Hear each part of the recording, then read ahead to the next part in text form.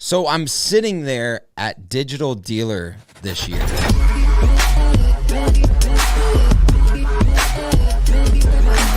This is Auto Collabs. And we had just started our TikTok account as ASOTU. And for some reason, I logged into it. And the first thing that I saw when I logged in was somehow they got the hashtag right, was a TikTok from ActivEngage of like showing all of the types of digital dealer and people that would be walking in. And it was probably, I wish they would have had millions of followers at that point, because it was one of the most dialed in expressions of how people engage in automotive conferences. I love those. Hey. I love those videos where they talk about, where they give all the stereotypes. Like Dude Perfect does that a lot, right? They'll do like the plane guest, the dad, you know, it's so much fun. And so the fact I saw that video, I think you probably are the one that showed it to me. And the fact that they were able to nail that just as you were logging into TikTok, just as you were at the same conference they were at. I mean, talk about a personality introduction to a company. It takes a lot of courage to do stuff like that. Like, I don't think people realize, especially in like automotive, where It does. there's kind of two buckets. You are either the prepared notes, you know, I don't want to stereotype to white collar, like prepared notes must be like, yes, and hello, Kyle and Paul, how art thou today? You know, like that. Old English and everything. Yeah. How art thou? Yeah, right. Or the other side, which is like, we're not afraid to show personality, but also maybe run the risk of the industry at large not understanding. I love that people can just take a stance and be like, no, we're fun. Yeah. Right. We're fun. We're going to show how fun we are. So I love hearing about stuff like that. Yeah, Carol kind of embodies that. She is really this great blend of, you know, fun-loving, playful spirit with a really savvy understanding of what's going on in her company. When you look back through her history, talk about someone who has like came into automotive from outside automotive, and then had, you know, gone through the ranks and then has come back and stayed in automotive, as someone with vast experience, vast understanding, a very technical understanding too. So, I mean, I guess it makes sense that their TikTok account captures kind of those two sides of the personality. So we hope you enjoy this interview with Carol Marshall from ActivEngage. Carol, it is such a pleasure to be with you today. Thanks for giving us some of your times here on Auto Collabs. Absolutely. I'm excited. Thank you guys. Oh man, it's so much fun. Actually, your company is so much fun. Your TikTok account is so much fun. Is that because you're so much fun? I'm the queen of fun. I don't know how to explain that. No, I appreciate that. The whole TikTok thing started by accident, and it was because I was making fun. And then wait, did you start the TikTok account?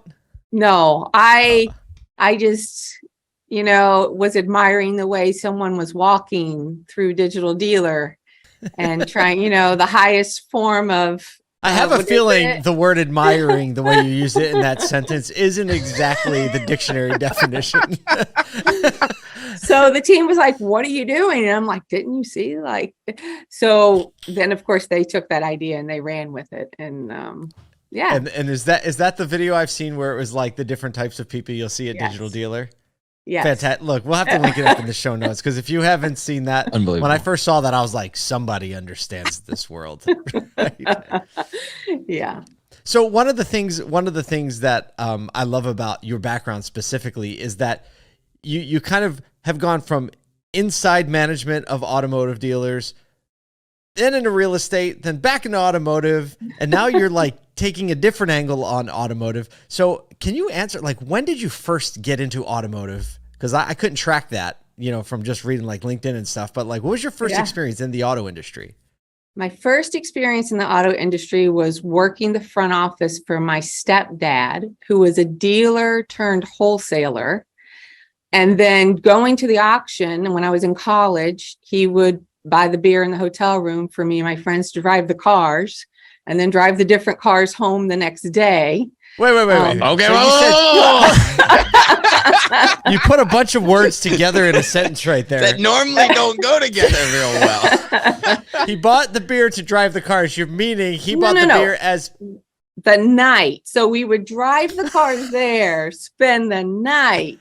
Then the next day we would drive home. Yeah. There, Okay. okay, that's Yeah. fair. Just want to clarify that. I mean, granted, it Look, is the car business. It's an the old school car business, the wholesale side, like, That's you right. know, That's 90s. right. So officially that was the first experience. But after that, because I went to college, I was working with Sears as a national trainer. And then I found myself at home with my first child. I went to a job fair to get information for my neighbor who wanted to work for a large retailer. And the only way I could talk to someone was fill out an application. And then I was hired a few weeks later. So I was at home with one child and they said, "Hey, we'll pay you this." And I said, "What day do I start?" And so What was that role? What was that role that you stepped into? it was a GSM in a used car store. So Wow. So you yeah. entered at the GSM level because of your retail experience at that point. Yes, because I had been a district manager with Sears for floor coverings, for window coverings in the DC area. We decorated the vice presidential house. Like, I had negotiating skills and negotiated all the contracts with the installers. So there are many reasons, and they were trying to introduce non-automotive blood. I probably did not share the auction story at that point with them. Yeah, right. We'll talk about that later.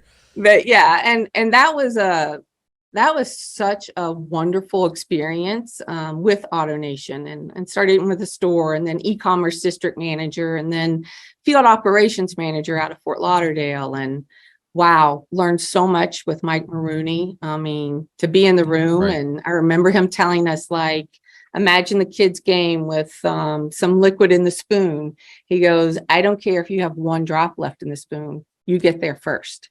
So that's what we did. And what an impressive team we had, at that point in time. So, Okay. I don't want to skip over the fact, because I think it's really important to kind of hear your experience. And I know this is some time ago, but the reality that as an industry, typically we do not hire really anybody at the dealership level that has the title manager or director into automotive from outside industries. There's kind of this like have to cut your teeth mentality. And I'd love for you to kind of talk through maybe just a little bit, like how you experienced that learning curve at that point, and how maybe you see it as more of a possibility potentially for more people to take your path, and for our industry to recognize that there are transferable skills from outside our industry at the management level.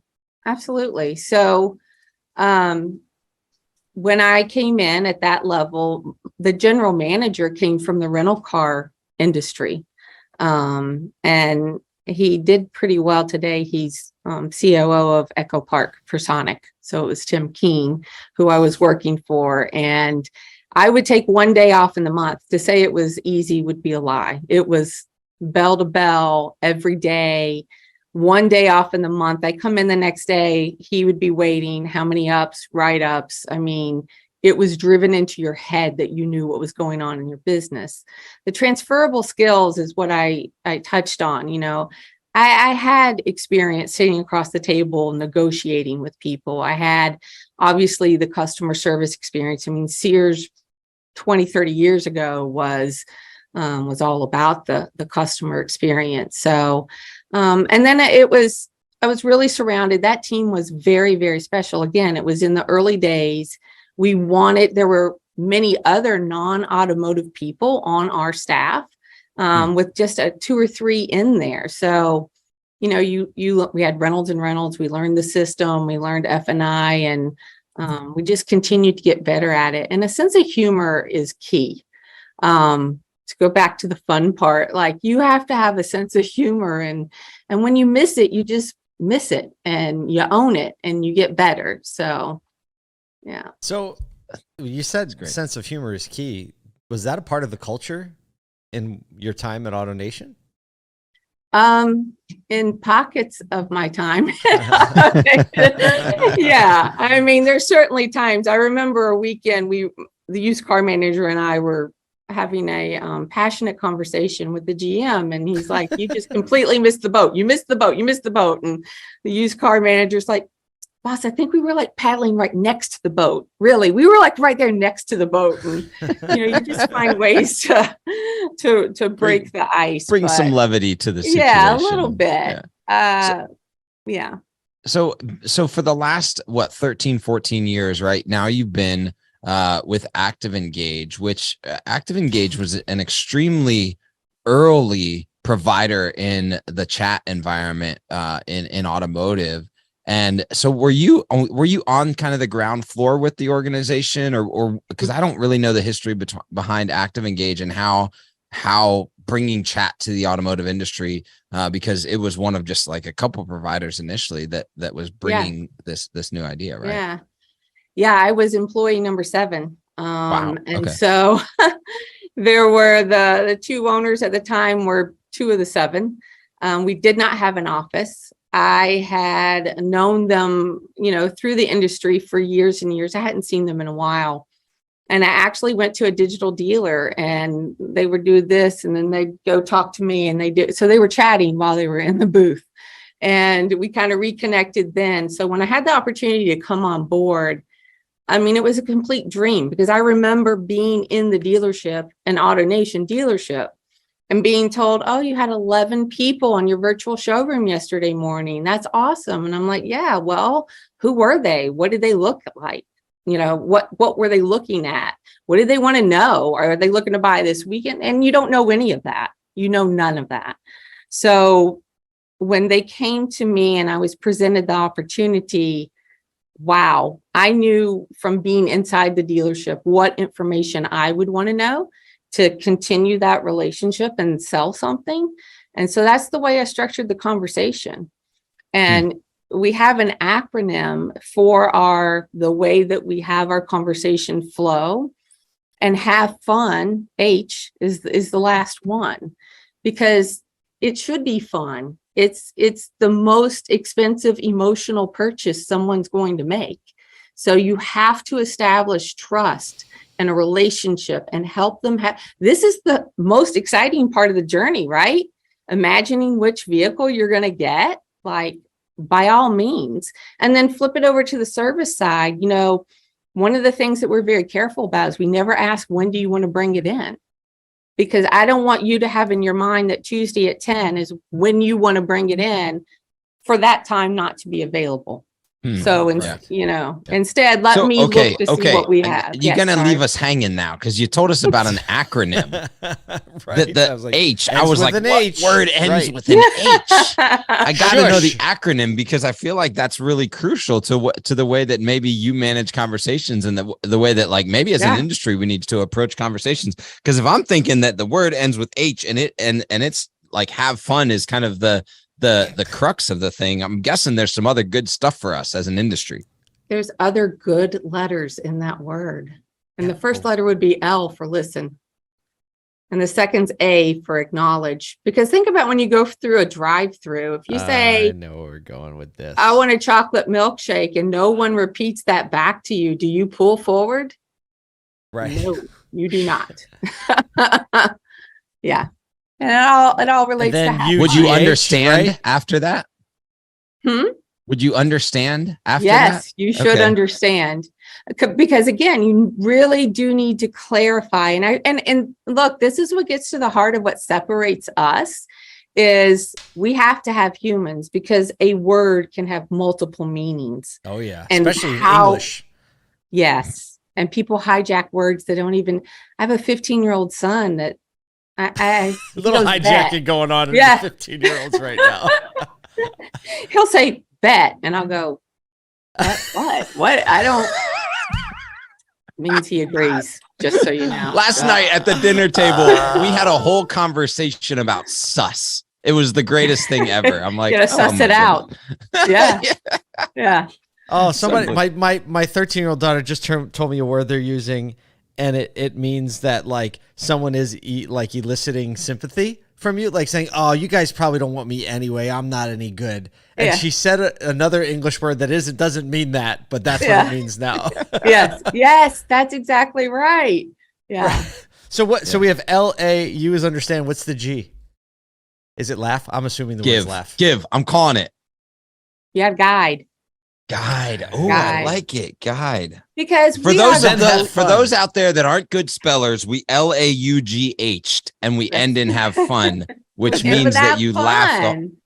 We laughed the way through the conversation. We explained that we're the hostess. And I mean, I love food very much. So this is probably why the analogy came to me, but It always goes back to food analogies. it does. We are the ones to put that shopper exactly where they're going to be comfortable. But we can't take their order. We can't serve the food. That is for our dealer partner to do.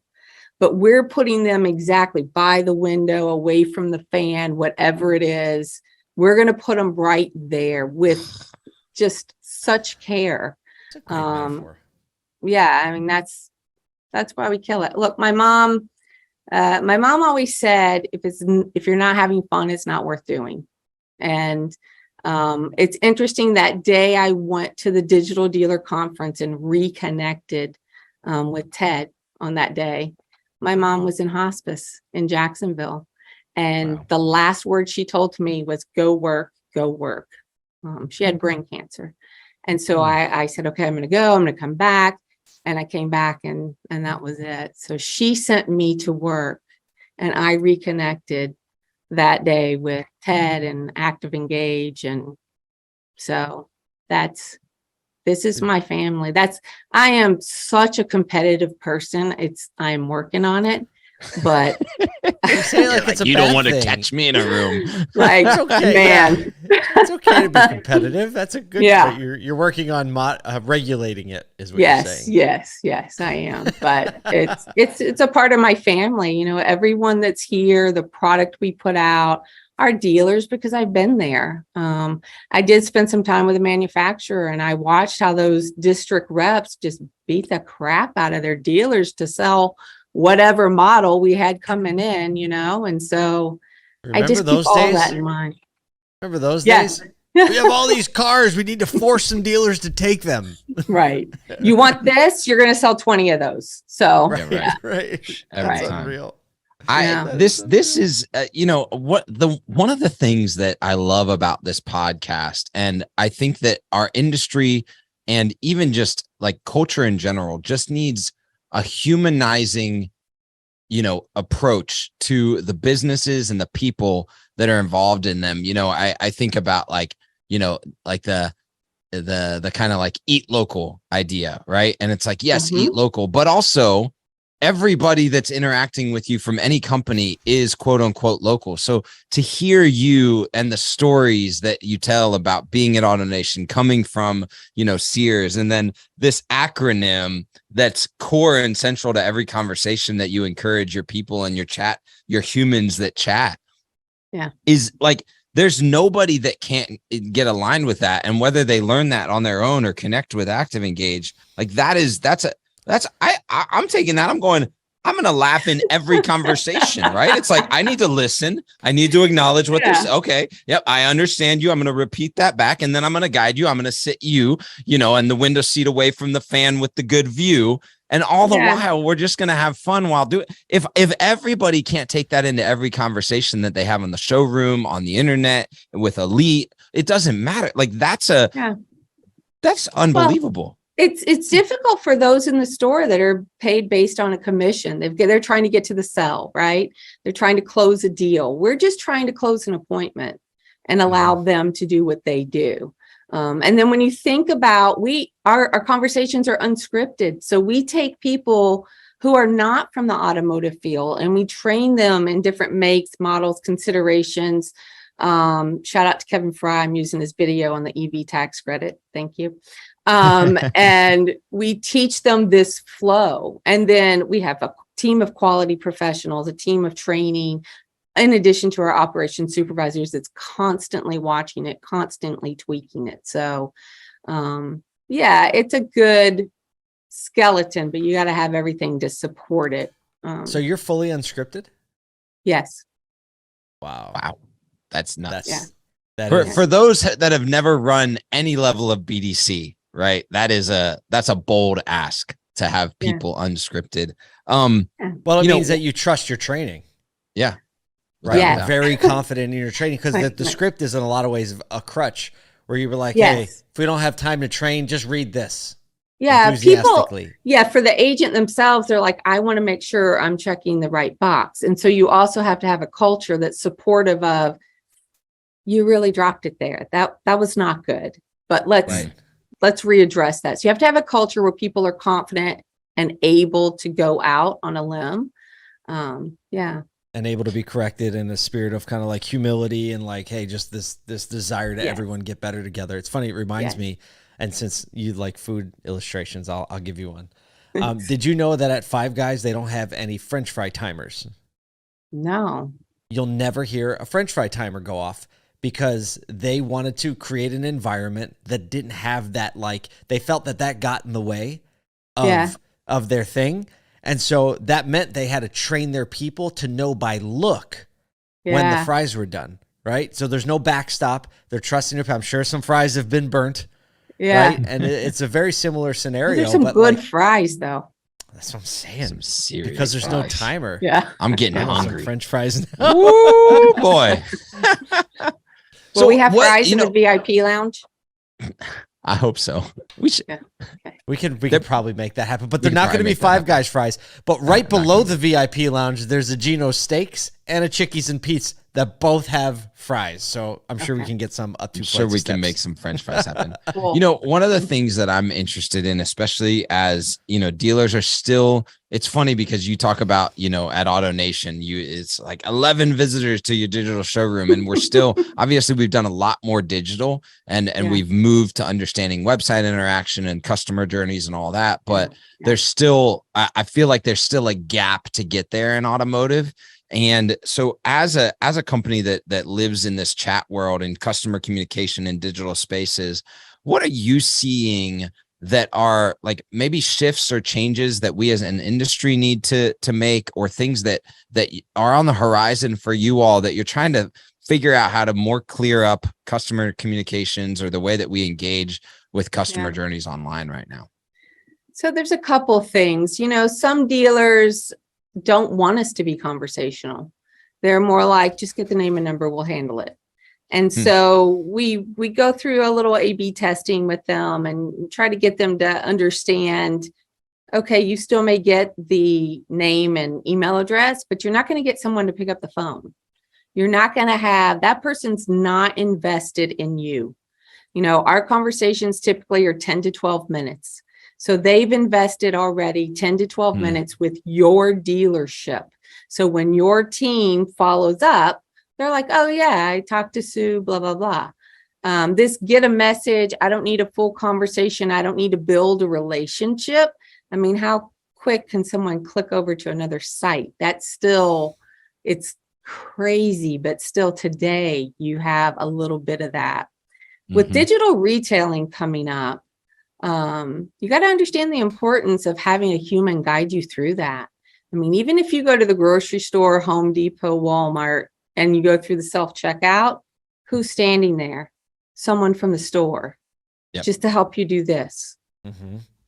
How much more difficult is a digital retailing tool? How many more questions are they going to have? And so we're integrated. We have fantastic partners that we're integrated with, and we study what questions we get and what are those trends and are they changing, and we can provide that feedback.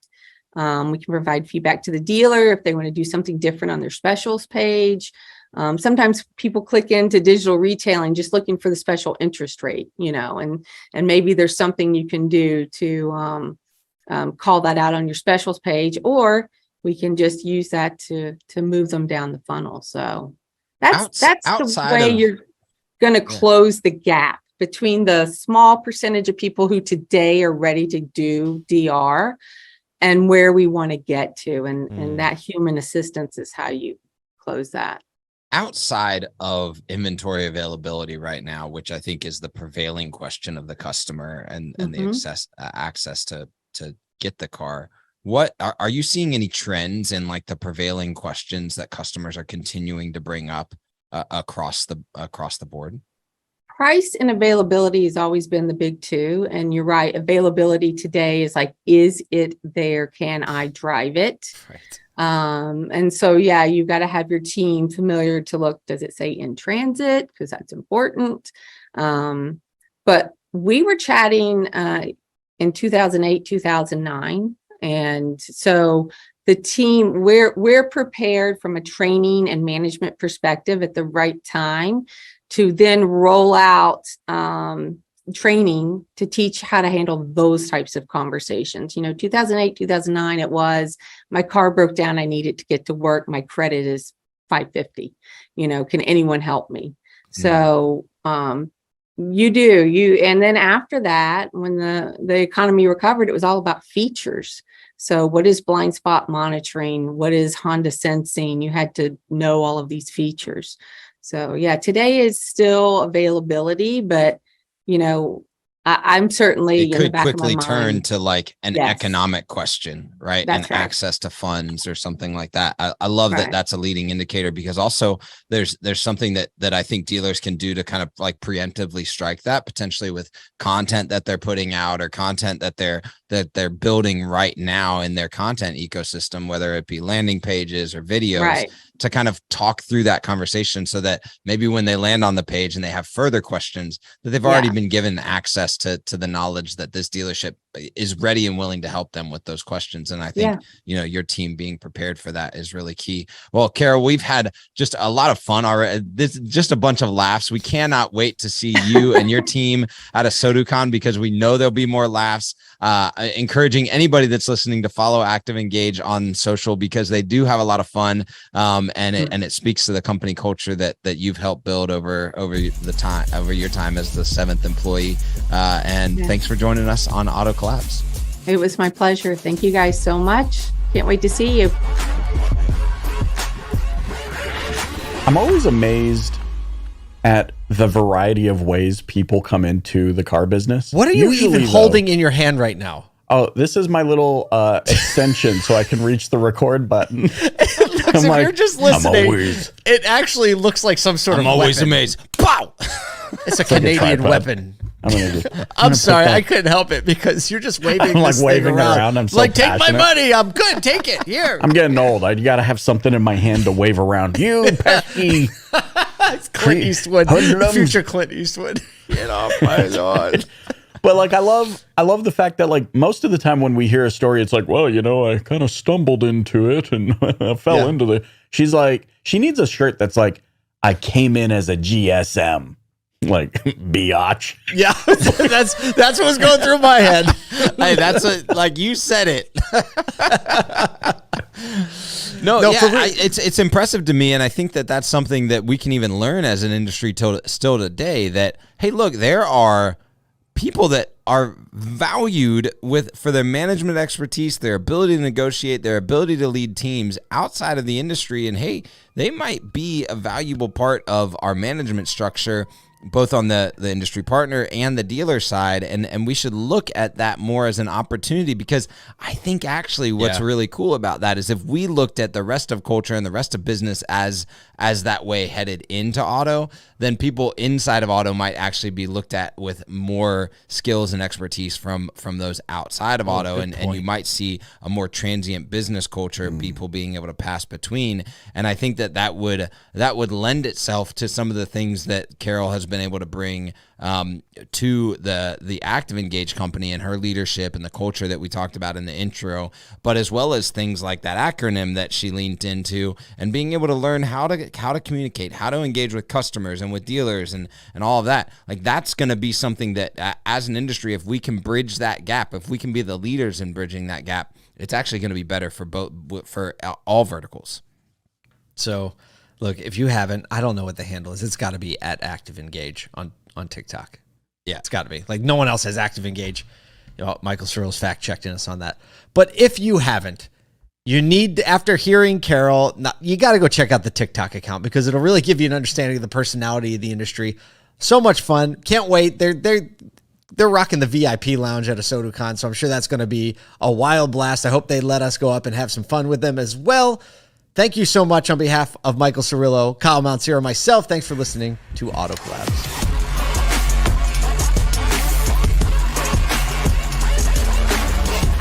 Welcome to Auto Collabs. Why are we recording?